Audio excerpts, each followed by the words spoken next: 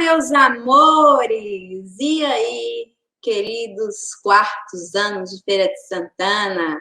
Descansados? Já tomaram aquela água? E aí, como é que saiu aí os vídeos de vocês? Como saíram esses vídeos? Ficaram legais? Quero ver, tá? Os nossos vídeos de TikTok que a Pro pediu para vocês fazerem na aula anterior.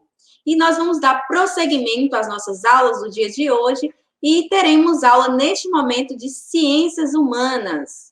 Eu sou a professora Mirti e hoje nós iremos falar sobre resistência negra, ontem e hoje no Brasil. Que tema interessante, né? Um tema que está em alta e muito discutido, até em reality shows já está vendo já a discussão em relação a esse tema, né? Que é a resistência negra. E para começar a aula de hoje, nós vamos introduzir aí com uma música A Carne de Elza Soares. Vamos lá? Vou pedir Santa Clara para clarear. Vou pedir Santa Clara para me ajudar.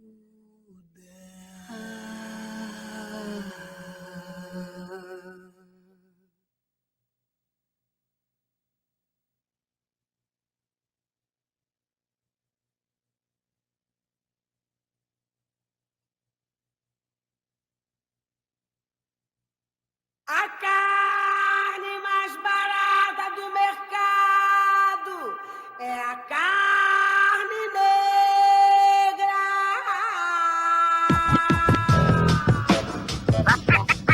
Tá ligado que não é fácil, né, mano? Liga aí. A carne mais barata do mercado é a carne negra. A carne mais barata do mercado é a carne negra. A carne mais barata do mercado é a carne negra. A carne mais barata do mercado é a carne negra. Só cego não vê. Que vai de graça pro presídio e para debaixo do baixo. E vai de graça pro subemprego e pros hospitais psiquiátricos. A carne mais barata do mercado é a carne negra. Dizem por aí. A carne mais barata do mercado é a carne negra. A carne mais barata do mercado é a carne negra. A carne mais barata do mercado é a carne negra. Que fez e faz história segurando esse país no braço, meu irmão. O cabo aqui não se sente revoltado porque o revólver já está engatilhado. E o vingador é lento, mas muito bem intencionado. E esse país vai deixando todo mundo preto e o cabelo esticado. Mas mesmo assim, ainda guarda o direito de algum antepassado da cor brigar sutilmente por respeito, brigar bravamente por respeito, brigar com justiça e por respeito. Pode acreditar. De algum antepassado da cor. Brigar, brigar, brigar, brigar, brigar. Liga aí. A carne mais barata do mercado é a carne Na cara negra. dura, só cego não vê. A carne mais barata do mercado é a carne negra. A carne mais barata do mercado é a Na carne cara dura, negra. só cego não vê. A carne mais barata do mercado é a carne Tá ligado que não é fácil, né? É, mano? negra. Negra. Carne negra. Pode acreditar.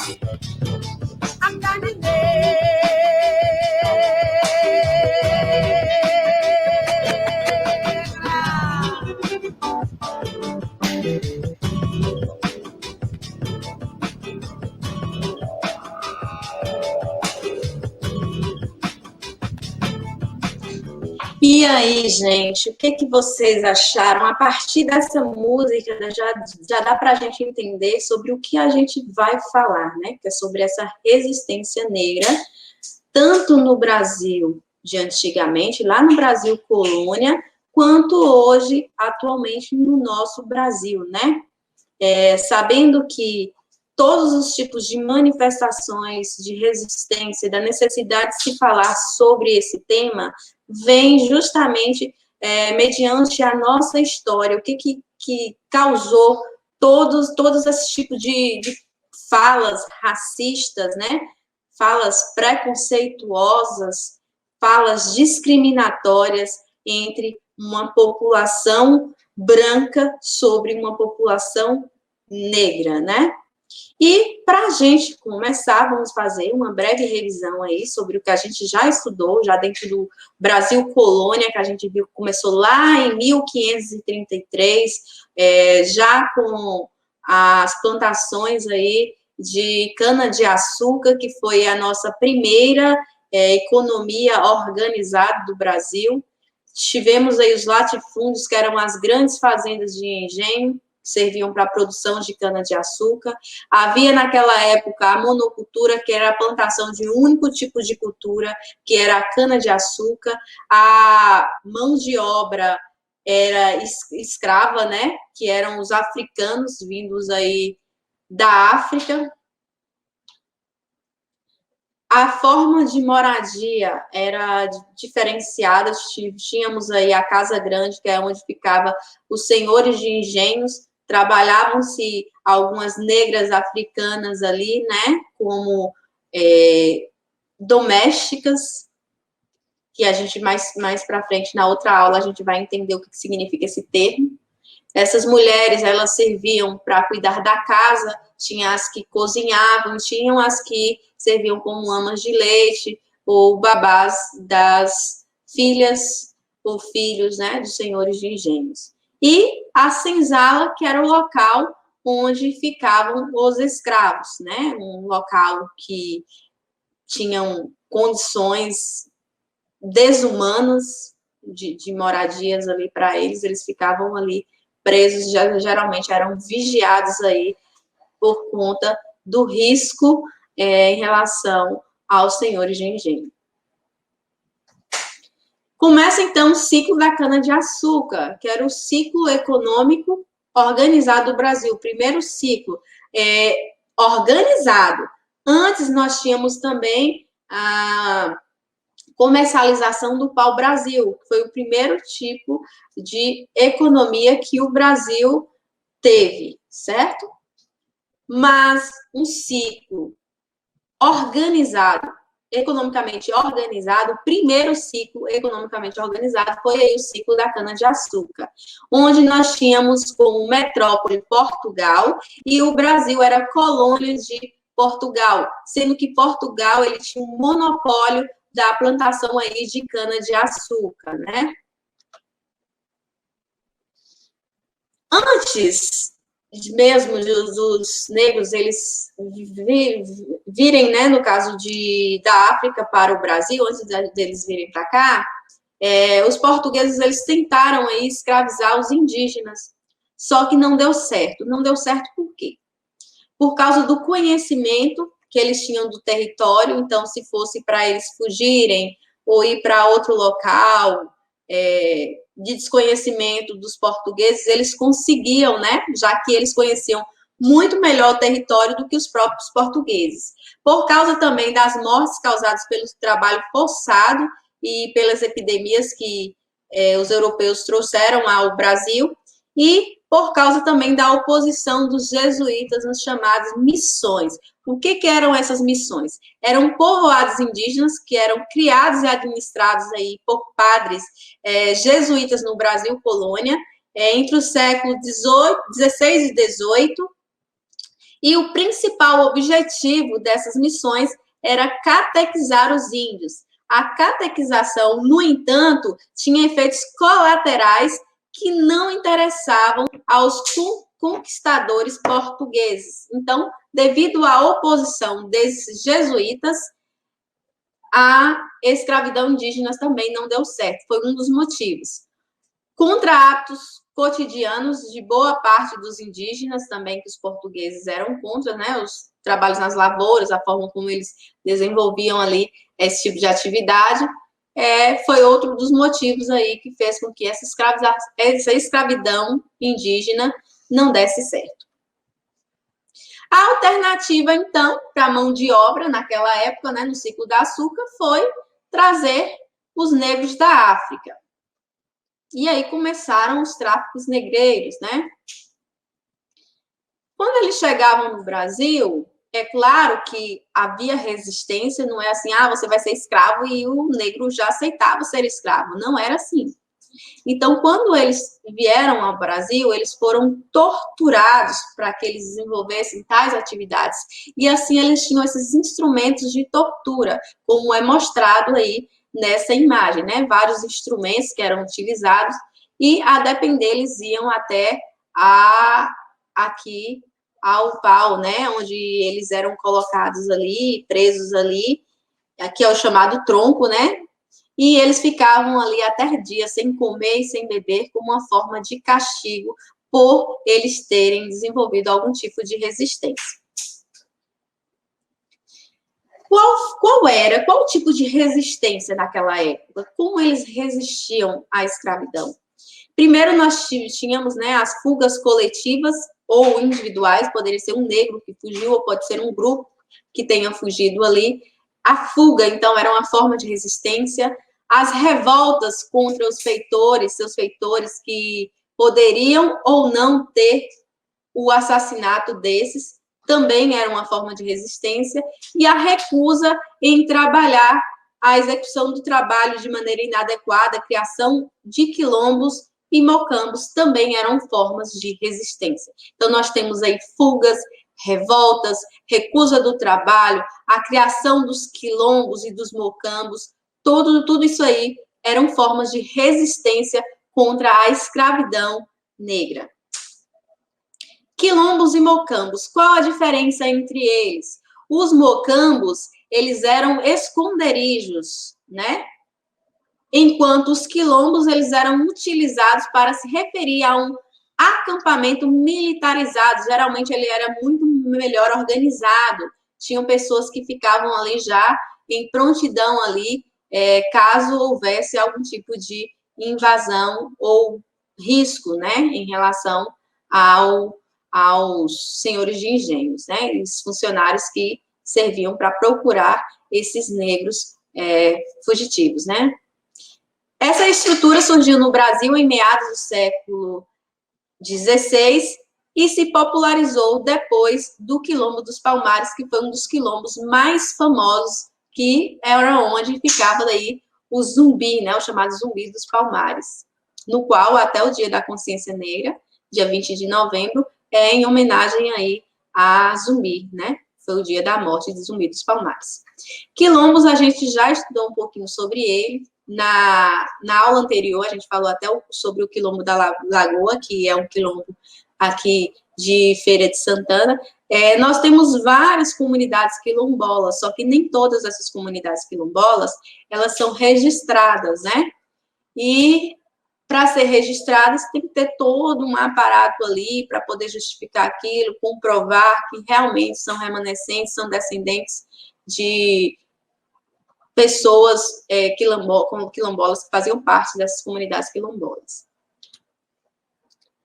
Aqui nós temos um mapa, né, do Brasil, onde vai demonstrar que as terras quilombolas já tituladas e as que estão em processos no INCRA, né, que vão ser ainda averiguadas, né, ver se de fato ali pode ser considerada uma terra quilombola, né? Estão em processo aí para titulação. No Brasil, nós temos aqui 1.767 terras quilombolas que estão em processo, né? e terras quilombolas tituladas, temos somente 181 terras, né?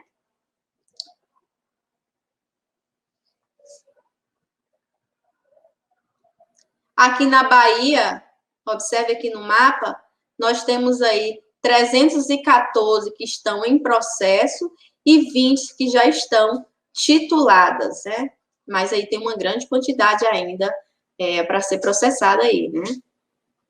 Quilombos, em Feira de Santana, existem 3 comunidades quilombolas certificadas pela Fundação Cultural Palmares, as que já estão aí tituladas. A comunidade da Matinha dos Pretos, a comunidade de Lagoa Grande, que foi aquela que a gente viu no vídeo da aula passada, e a comunidade de Candeal segundo aí, né? Candeal 2, outro segundo.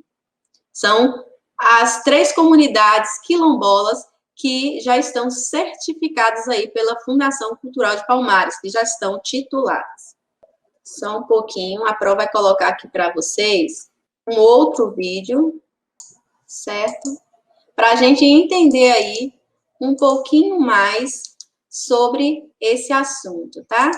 O quilombo existe no Brasil há mais de 450 anos e já estava presente em textos escritos pelos colonizadores portugueses desde 1559. Nos textos escritos pelos portugueses, a palavra quilombo tinha um significado muito simples: um grupo de escravos fugidos que cabia às autoridades capturar ou exterminar de acordo com as leis da época. Para os que viviam em quilombos, a palavra tinha um significado muito mais profundo. Era uma forma de organização social para a defesa da liberdade. Na formação do Brasil, a escravidão estava por toda parte, nos engenhos, nas vilas e cidades criadas pela colonização europeia. Os quilombos eram a negação deste mundo, uma busca pela liberdade.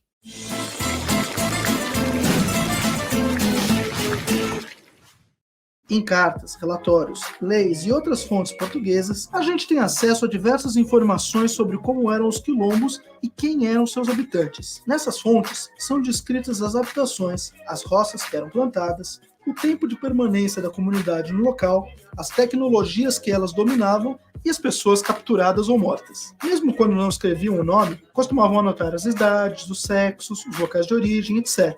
Essas informações eram importantes para as estratégias dos colonizadores que buscavam entender a resistência dos negros para melhor combatê-la.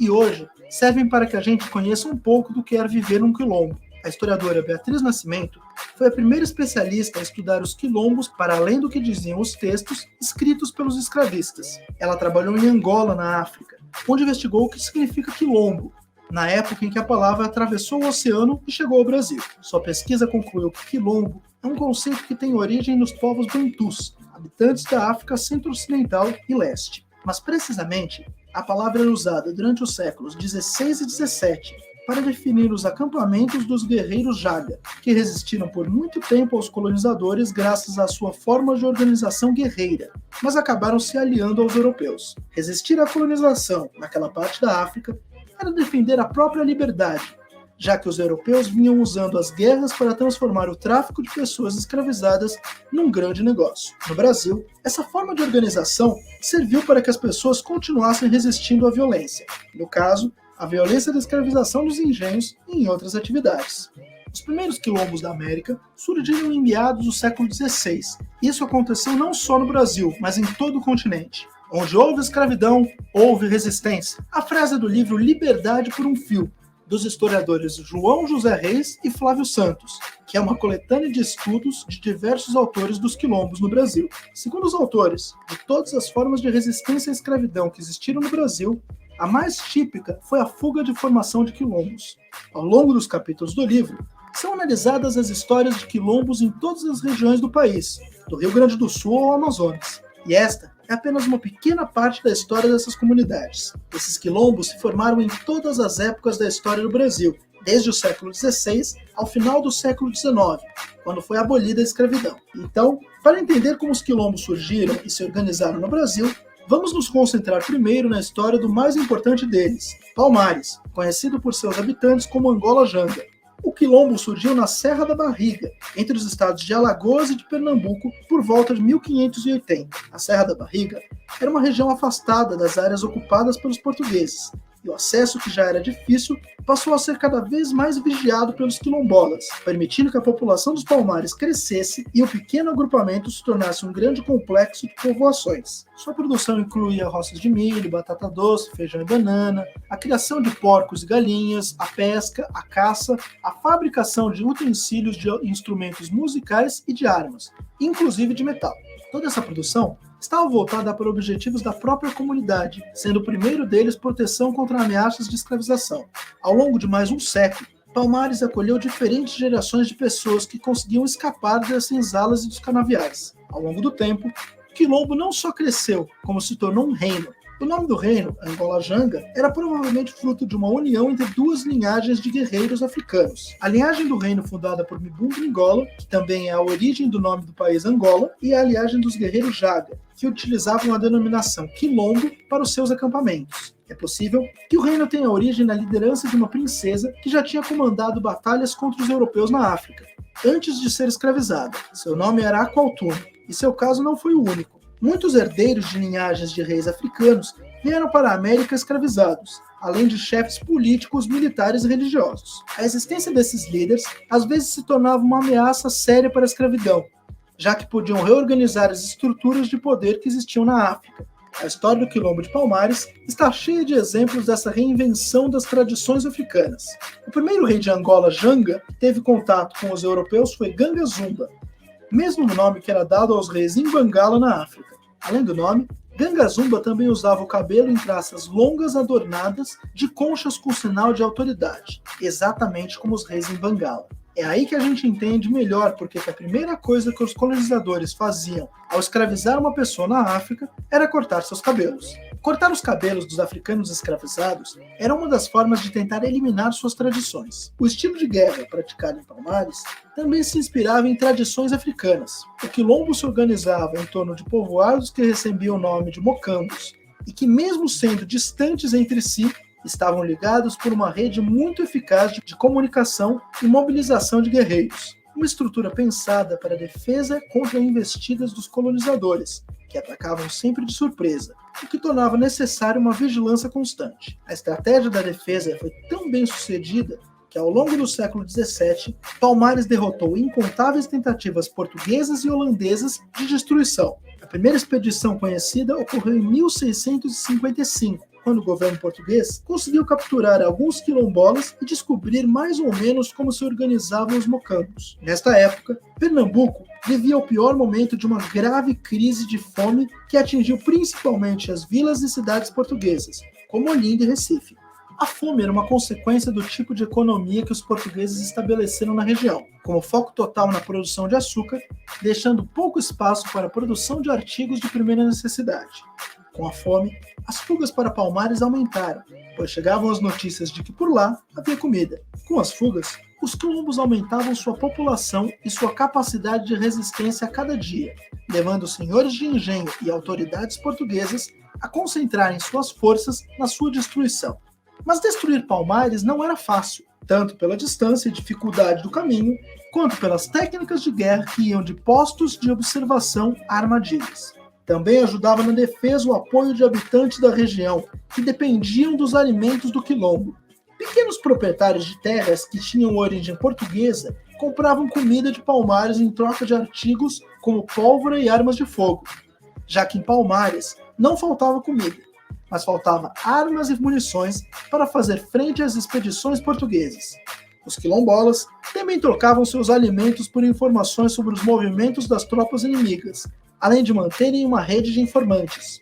Apesar de todas as estratégias, as expedições dos portugueses e dos holandeses fizeram muitos estragos com a destruição de plantações, o incêndio de casas e a morte ou captura de muitos habitantes. Com a guerra acirrada, o rei Ganga Zumba aceitou fazer um acordo de paz com o capitão-general de Pernambuco, que representava o rei de Portugal.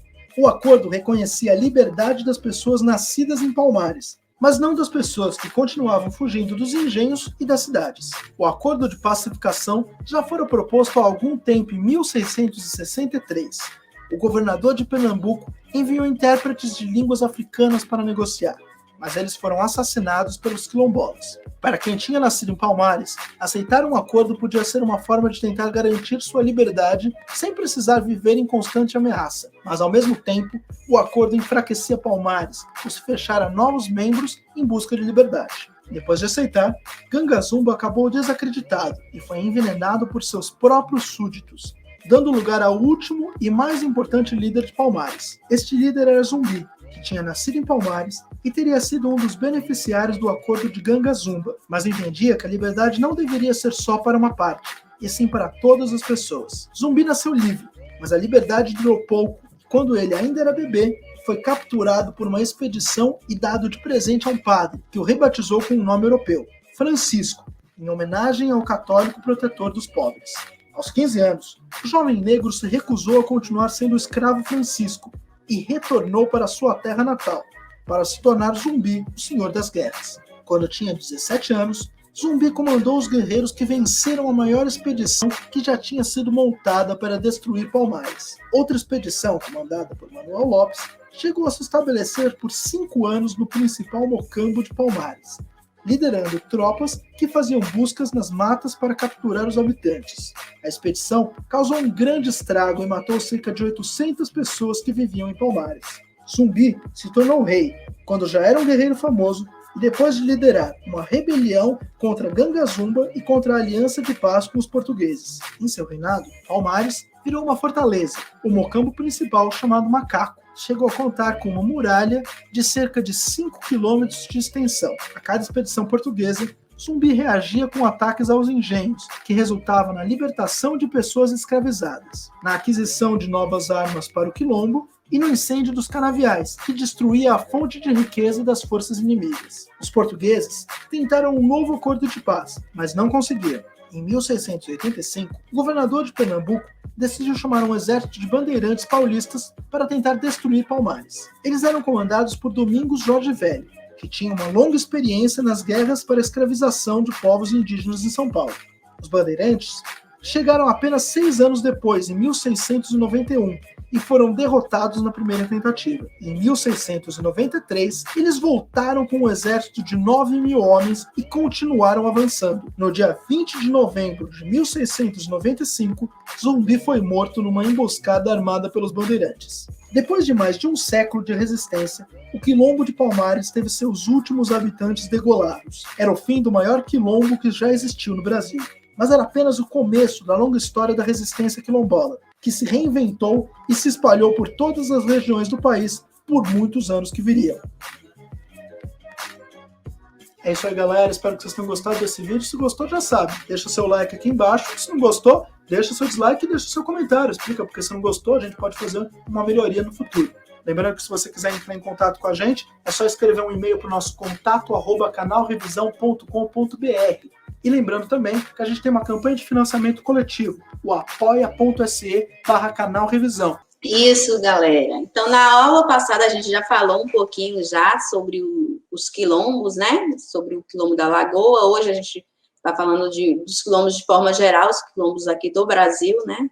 Como foi aí que iniciaram isso, que é como uma forma de resistência dos negros. E voltando aqui ao nosso slide,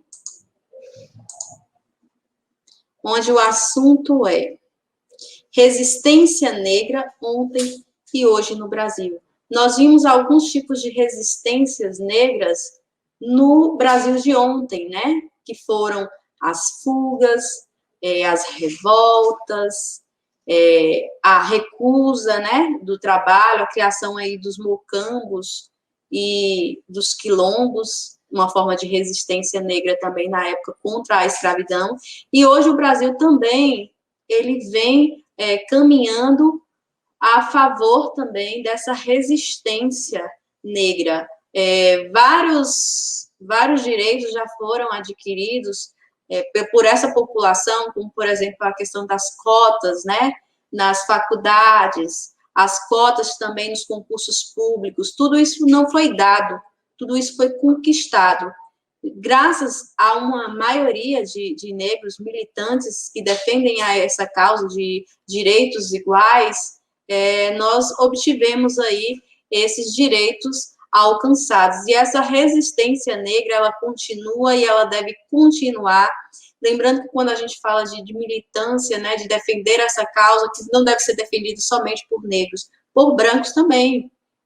Os brancos também devem colaborar e devem contribuir para que essa igualdade, ela de fato aconteça. Então, sejamos resistentes a qualquer tipo, qualquer forma de preconceito, qualquer forma de racismo, qualquer forma de discriminação.